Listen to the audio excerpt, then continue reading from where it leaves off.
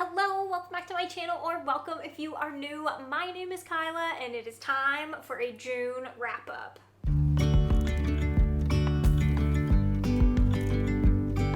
This was such an interesting reading month for me. My ratings were all over the place. We had some 2s, some 3s, some 4s, some 5s, and a lot of DNFs, but like, it's fine. We're here to talk about it all.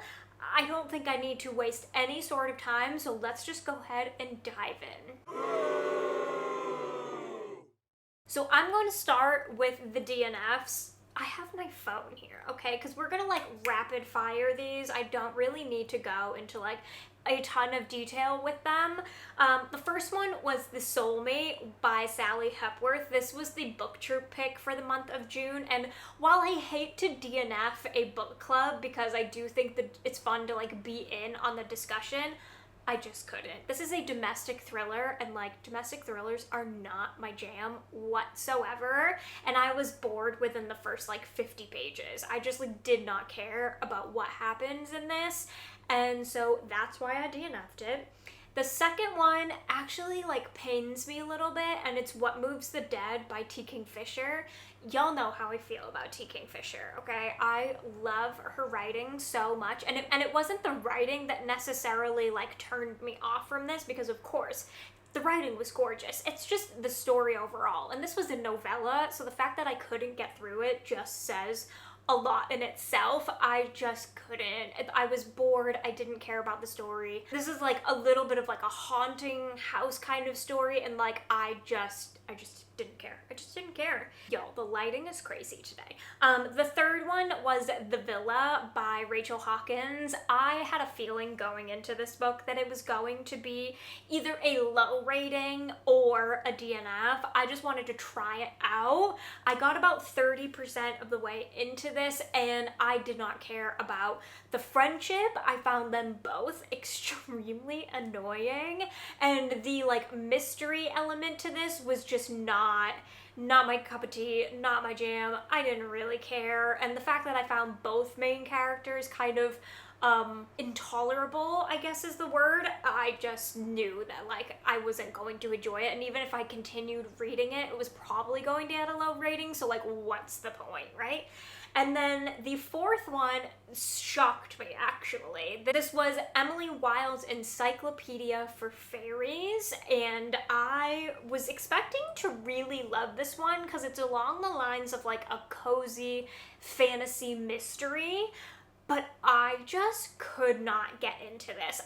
This is not necessarily a DNF forever. Maybe it's just the time right now. Maybe this would be better off in the fall. I don't know. I thought it was gonna be like a good springtime, early summer read by the cover, but I just could not get into this for the life of me. I kept reading it and reading it, hoping that something was going to click for me, because it's everything that I should enjoy in a book and things that I typically do enjoy in books, but like I just could not get behind this. I was bored. The writing wasn't necessarily my favorite. It wasn't terrible, but it wasn't my favorite, and I just did not care about any of the plot that was happening, and it just was not grabbing my attention, and there's just no time for that. So those are the 4 DNFs that I had this month. That is the most DNFs that I've had in a very long time. I think maybe even ever in like a single month, but there's too many books and there's not enough time to get to them all. So if I'm not interested or I'm not like immediately grabbed by it, I'm just not gonna do it anymore. Are they DNFs forever? Who knows? But for right now, they are.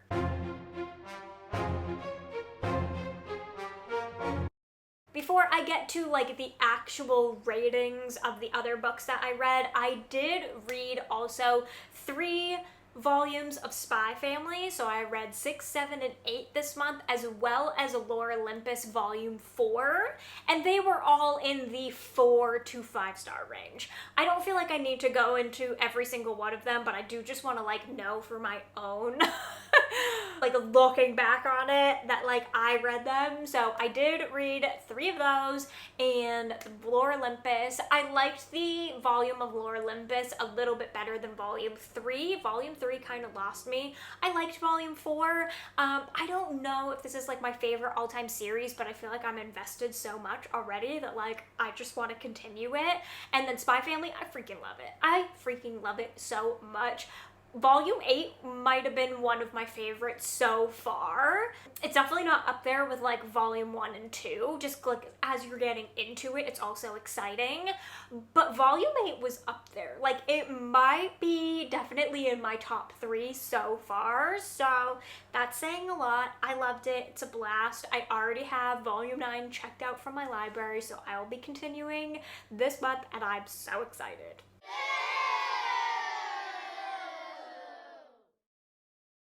Okay, now that we have that out of the way, let's go into the rating. So I did have a 2-star this month, and unfortunately, it's another T. Kingfisher. I knew this was going to happen. I knew as soon as I filmed that like auto by author book that this was going to start to happen to me as I started to read more of their backlist. But like, it's okay. You do not have to love every single book from an author for them to be an auto by author. It just doesn't need to happen. But this was actually a 2.5, so at least a little bit more. I just couldn't get into this one as much as I wanted to. So this is The Twisted Ones by T. Kingfisher. Did I even say that? I don't know. But anyways, it's The Twisted Ones by T. Kingfisher. This is like your typical haunted house kind of trope where you have our main character who has to go back to their hometown and deal with a family estate, and there's some shenanigans that happen, okay? And I really liked the first, I want to say like 40% of this book. I really enjoyed it. It was that typical trope. I love it. It grabbed me in. Sometimes it doesn't always do that, but it's T. Kingfisher's writing. So it did grab my attention right away. I was curious. I wanted to know what was going to be different about the story and where it was going to go, where we do have that typical trope. But then, it just went off the rails for me. This book has like a book/manuscript within a book, and that was so utterly boring to me. And it went on for a long time. It was like interwoven in the chapters, and like also within like the normal chapters, and like I just could care less. But it also had like so much to do with the story that like it just lost me. My eyes started to like glaze over, and I'm like, I have no idea. Like, I know what's happening, but like I don't care what's happening. And also, do I know what's happening? Because it wasn't very like clear cut. I do love that we aren't necessarily left with like a human explanation. So I do love that. I love haunted house books that like really go there. But unfortunately, this one just lost me. Like, as soon as you started with that manuscript, I was like, what is going on?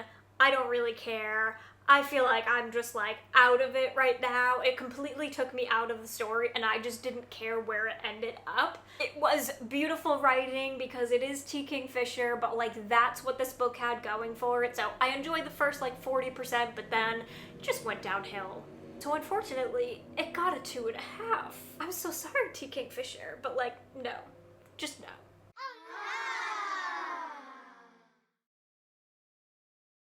Moving on to the 3 stars, I did have 1 3-star this month, and it was Our Last Echoes by Kate Alice Marshall. This is another one in her backlist. Y'all know I'm going through my favorite authors' backlist and like really making sure that I'll read them all. And this one was one that I hadn't gotten to yet. I was very excited about it because it sounded so interesting. Where we have this girl who's an orphan, and she has been trying to figure out what happened with her mother. You know, her mother was reported missing, and then they kind of just assumed that she was dead at this point, but then she gets sent this photograph, and it shows that her mother is on this island, so she goes out to the island to try to find the answers and like does it undercover and that kind of thing. So it sounded really interesting, and I was like, okay, I'm intrigued, whatever. it did feel very young adult. This is a YA, and like I never fault YA for feeling young because hi, it's YA. It's supposed to be young adult. However, this character was 18 or 19 and she read to me more like she was 14 or 15. So it just threw me off a little bit. There's also a little bit of like a romance going on through it, and it felt very schoolgirl to me, like extremely schoolgirl. I do love and I really do appreciate that this story took a turn and went in a way that I was not really expecting. And Kate Alice Marshall is just so good at like taking a risk in that way and like really going there with her stories. I'm trying to be vague because I don't want to spoil it for anyone who hasn't read it yet. But it does go in a way that I wasn't really expecting, and it can be hit or miss, but I enjoyed the way it went. I just felt like also this book is so long, okay? This book is over 400 pages, and it felt over 400 pages towards the end there. I really was intrigued with the beginning. I really was down once like everything started to happen kind of in the middle and as things started to unfold at the end, but I just felt like the ending went on for so long, like way too long. I feel like it went on for like 100 pages and you're just like figuring things out and things are happening and they keep going, but like it's not in like such an action-packed kind of way. Like it is and it's not. It just felt way too long. I don't know if it would have felt rushed if it was any shorter, because I do feel like so much happened, but to me, like as the reader, as I was reading it, I'm like, oh my god, we are still going. We are still here in the story. I expected to be done with this book by now. Maybe that's just me, I don't know, but it just felt too long. So overall, I enjoyed it. It wasn't my all-time favorite by her, but I love that you can kind of see the progression because this is one of her earlier works. So I love that we can kind of see like she went from here and then did like Rules for Vanishing and These Fleeting Shadows, and you can see where she like got the inspiration for those other stories and like how they kind of unfolded and how they got better as time went on, and I love that. I love being able to see the progression of the author, especially when you're going back to like the backlist and reading forward.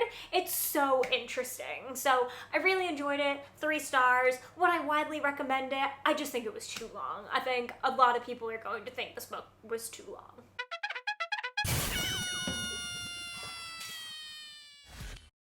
Now let's talk about some 4-star reads that I had. The first one was the first book that I read in June, and that was Lessons in Chemistry by Bonnie Garmis. I loved this. I had a blast. This is not typically like my go-to read. I do not read a lot of literary fiction. Not that I don't enjoy it when I do. It's just not like the genre that I gravitate towards. So this was a bit out of my comfort zone, just like a little bit, but like also I heard such amazing things. I heard about the feminist vibes and I was like, well, I love that. So I need to be in the know. And like, honestly, Elizabeth Zott is one of my new favorite characters of all time. If you don't know, this book follows Elizabeth. She is a scientist, and this book takes place in like the 50s, 60s time, where like women in science and women in those roles are not really looked at as like an equal. They're very much looked down upon, and if a woman goes through and like comes up with something in the scientific world, it comes across as like the man's idea, and like the man gets to take credit for it. Like those are the vibes we're getting here, but she is not taking any shit from anyone. It's like, absolutely, I'm going to own my work. I am an independent. I am smart. I am on the same playing field as the rest of you. But she also has these like total independent vibes where she's like, I don't need no man. Like, I don't need to get married. I don't need kids, do all that.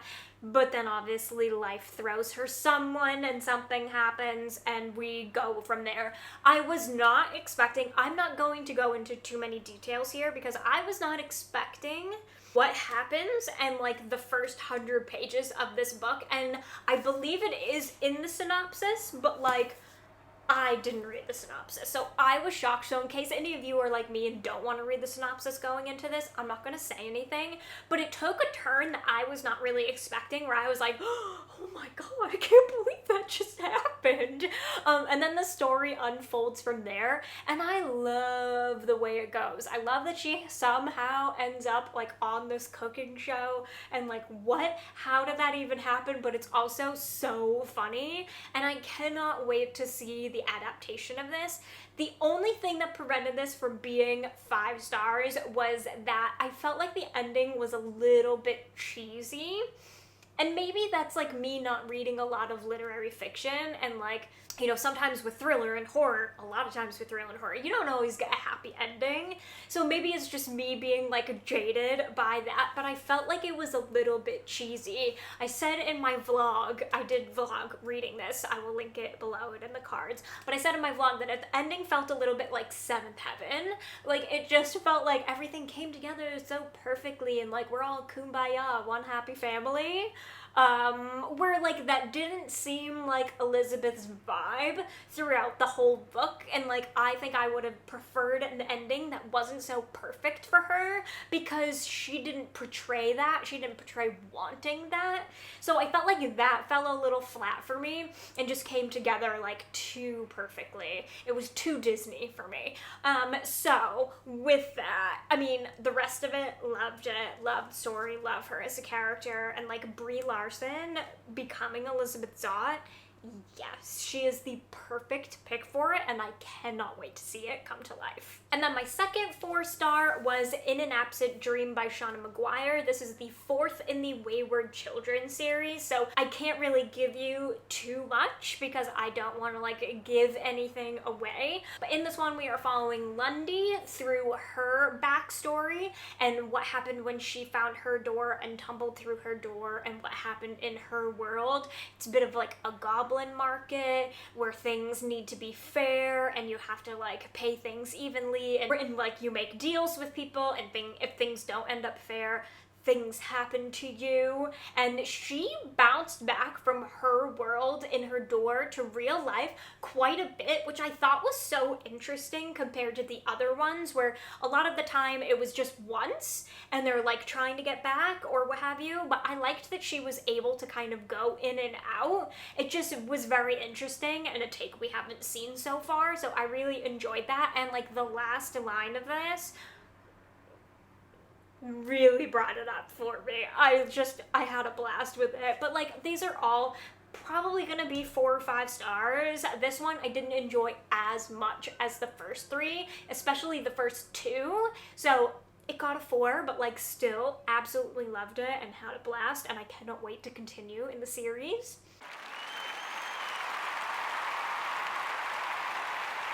And now we come to the 5 stars, which I'm happy to report is the majority of my reading. Am I getting soft? I don't know. I just feel like I know a 5-star in my bones when I'm reading it. I know it by like how much fun I'm having, how engaged I am in the story, how much I care about the characters, all of it. I just know, and like I had a blast. The first ones we're going to talk about, I'm going to talk about them as a whole because I gave them all 5 stars, and it was my reread of The Hunger Games. So I read all 3 of them this month. Yes, it was a reread, and I had the absolute best time doing it. I'm so happy I did it. I only read them once, like, as they came out, so it had been forever since I've read them. Obviously, that was so long ago, I hate to admit it. I hate to admit it, but it was so long ago. So really, like, I remembered the basic details of the story, but I did not remember, like, the nitty-gritty of it all, and also how many themes are explored in this, and, like, I'm sorry, but you're trying to tell me that these are YA, and you're killing kids left and right? Oh my god, the amount of like gruesome deaths in these books, and also like the last one and what happens, like this was YA before its time. Like this I don't even have words. Like, how is this YA? I do not know, but like, I'm so here for it, and I just had the absolute blast. And yes, I cried, especially during Catching Fire. There was one scene in here. I was out on a walk, and literally just the tears were streaming down my face. And I was like, I really am so happy I have sunglasses on right now, because everyone would just be like, are you okay? Are you okay? No, I was not okay. But I had the best time. They each get 5 stars from me. This story is incredible. It lives up to the hype still to this day, in my opinion. And I love all of the characters. I'm here for like the love kind of triangle and what happens there. And like I said, I just love also the themes throughout this. Like, I didn't remember, or just like didn't register to me when I was younger reading these, like how many important conversations there are, and like on things like capitalism and politics and privilege and wealth versus poverty, and like, oh my god, like so much race, like everything. Like, I did not remember how much was packed into these, but it was just the best time. And they each got 5 stars because I just like could not, and I binged them so fast. They are such quick reads. And I also listened to the audiobooks as well this time around, because I had not done that before, and I really enjoyed the audiobooks as well. It's a little bit different when you know, like, now they're movies, and obviously I've seen the movies, so I have Jennifer Lawrence's voice in my head for Katniss, so obviously she didn't narrate the audiobooks, but like, I was able to suspend my belief and still like hear her as Katniss, if that makes sense. So if you have not reread these in a really long time, or you've never read them, highly suggest doing a reread. Oh my god, they are truly incredible, and they do stand up to the test of time. Also, I would just like to give a shout out to Katie Coulson, because she did a vlog. She also reread all 3 of them recently, and she did the most incredible vlog breaking them down, and it was just immaculate. And like, I was gonna do a vlog, and I was like, well, she said everything that I could have possibly wanted to say and more, and like did it in a way better job than I would have ever done. So I will link it below. Please check it out. Or if you're like maybe thinking about it, do a reread and then watch the vlog, but like, highly recommend it. It was so good. I love her. I love her content, and like, it was incredible. It was incredible. I actually like divvied up the vlog. So like, as soon as I finished this one, I then watched like the first, portion of the vlog, and then when I was done with Catching Fire, then I like watched the rest of the vlog, and so on. So it was fun to like break it up in that way. I also am rewatching the movies right now. I'm making my husband watch them, so we're watching like one a week. So we watched The Hunger Games and we watched Catching Fire, and like, they're also still so incredible, like so good. And then I had 2 books by the same author this month, Kayla Cottingham. I read My Dearest Darkest earlier in the month and absolutely fell in love with it. You guys know me and YA horror. I just love it. It's my favorite thing in the entire world. I love YA horror, but I had not read this yet, and it had been on my TBR forever. So I was like, you know what? I want to read it, because this has everything that like I should love in a YA horror. We have a friend group, we have kind of dark academia-esque vibes where they go to this private school. We also have a little bit of like a magical kind of element happening in here, supernatural vibes. We also have like a little bit of like bunny happening in here too, which I love so much. And we also have so much queer and mental health representation in here as well, with like, you're checking all of the boxes. So I was like, okay, I have very high hopes for this, but like, I've never read from her before, so fingers crossed. And like, yes, it was absolutely 5 stars. I had the best time reading this. I read this so fast. I was just like eating it up, and I couldn't stop, and I just loved it. The audiobook is also incredible. I love the direction that this took. I love the friend group. I love that we have a little bit of romance happening in here. We have so much representation going on, which I love. And just the vibes and where this story goes, I'm keeping it very vague because I don't want to give anything away. It's just so good. It's so good. And she is definitely like a new favorite author because I gave that 5 stars, and then I also gave her newest book 5 stars. This was so fun, and I've recommended this to so many people now that like I'm also a little nervous to like widely recommend it because I'm afraid that they're not gonna like it as much as I do. But I had a blast while reading this. And this is, again, a YA horror, and we are following a group of friends who go to a music festival, and you just know that there's something to do with cannibalism. I did vlog my experience for this as well. It's in the same vlog as In an Absent Dream because it was for the Screaming Color Readathon. I will have it linked below. Y'all know. But I had the best time. It was so fun reading this during the readathon, but I did not know. I did not know where this book was going to go, and I was a little bit shocked, but also so here for it. So here for it, and I'm not going to say anything else because if you read this, I want you to go into it not knowing where this story goes. Just know you have a music festival, you have a group of friends, and cannibalism, and that's it. Also, we have the incredible, obviously, representation in this book too. So genders, sexualities, mental health talks, like all of it. It's one of my favorite things that Kayla Cottingham does, and she does it so well in these. So, yeah, new favorite author unlocked. And then my last read for the month. It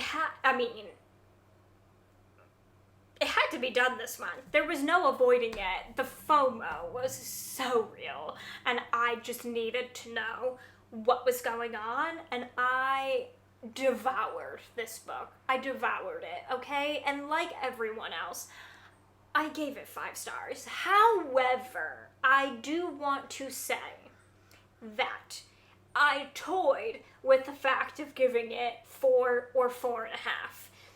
Hear me out. The story is incredible. I love it. I don't really need to go into it because this book is everywhere right now.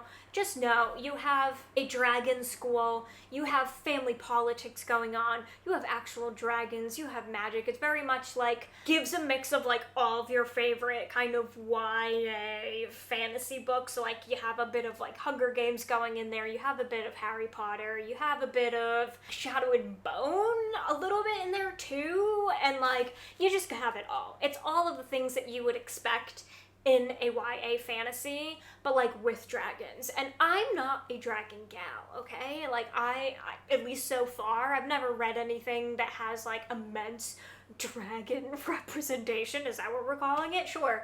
I've never read that. I'm not like a Game of Thrones kind of gal, so I was a little bit nervous. I was like, am I gonna like this as much as everyone else? I'm not sure. That's not the part that like really threw me off.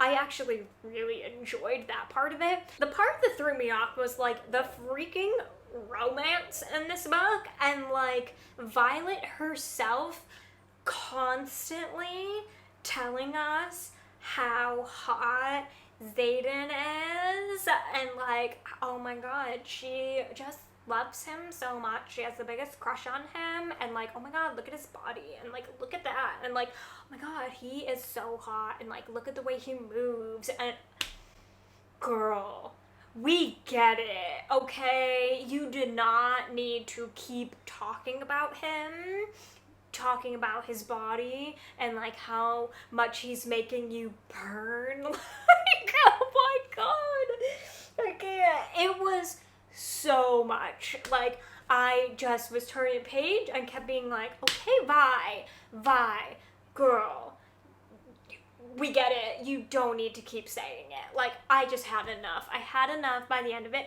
I would have been here for the romance had she not talked about him and like her feelings and all of that the entire time, okay? I would have been here for it. I would have been like, oh my god, this is so cute. Like, I totally ship them, blah, blah. And, like, I still think they're adorable. And, like, it does get a little bit steamy. It's not, like, ACOTAR steamy, but it's still steamy. But, like, I didn't need to know. I didn't need to know all of her inner thoughts at all times, I could have done without it. So that, I was like, oh my god, I'm so annoyed with her right now. I'm so annoyed with her. But I enjoyed the rest of the book, and it read so fast, and I enjoyed my time, and the end had me crying that, like, I had to give it 5 stars. If the book's gonna make me freaking cry with, like, my black heart, it's going to... I don't actually have a black heart. That's a joke. But, like, it takes a lot for me to cry. It's gotta get 5 stars. It has to. So, just know, if you felt the same way, I see you, okay? Girlfriend could not keep it in her pants, and, like, she really needed to. And those are all of the books that I read in the month of June. So overall, a good reading month, just like one that was all over the place. And I just was like, hey, you know what? I'm not tolerating any books that are making me bored right now. So, like, even though I did have 4 DNFs, I still call this a successful reading month. If you read any of these books, I would love to know your thoughts in the comments. I would also love to know what your favorite book was that you read in June, because I just feel like I need this list to just keep going, okay? I need to keep growing my TBR constantly, and, like, I love to know what you guys are reading. So definitely let me know in the comments. If you enjoyed this video, be sure to give it a thumbs up. Do not forget to subscribe if you are not already. Turn on the bell so you never miss a video, and I will see you in my next one. Bye! With you and I, the future is bright.